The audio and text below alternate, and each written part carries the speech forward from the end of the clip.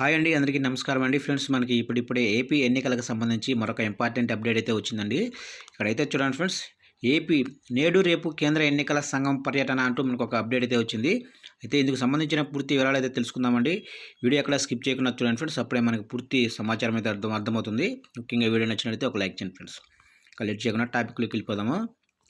ఎన్నికల సన్నద్ధతపై సమీక్ష నిర్వహించనున్న కేంద్ర ఎన్నికల కమిషనర్లు రానున్న సాధారణ ఎన్నికలకు సంబంధించి ఓటర్ల జాబితా సవరణ, సన్నద్ధత వంటి అంశాలను పరిశీలించి తగు సూచనలు ఇవ్వడానికి కేంద్ర ఎన్నికల సంఘం బృందం మంగళవారం నుంచి 2 రోజుల పాటు రాష్ట్రంలో పర్యటించనుంది.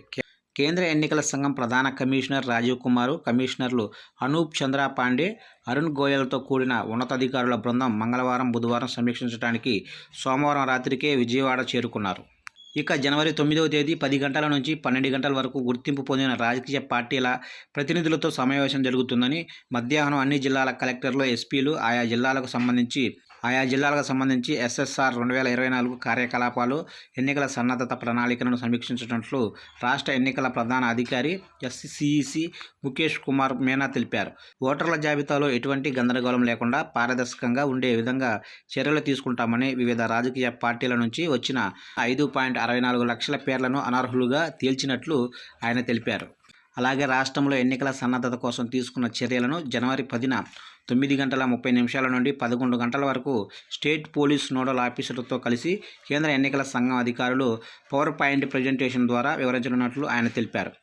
అనంతరం కేంద్ర రాష్ట్రాలకు చెందిన వివిధ ఎన్ఫోర్స్మెంట్ ఏజెన్సీలకు చెందిన అధికారులతో సమావేశం ఉంటుందని, అలాగే రాష్ట్ర ప్రభుత్వ ప్రధాన కార్యదర్శి, డీజీపీ, వివిధ శాఖల కార్యదర్శులతో ఈసీఐ ఉన్నతాధికారుల సమావేశం జరుగుతుందన్నారు.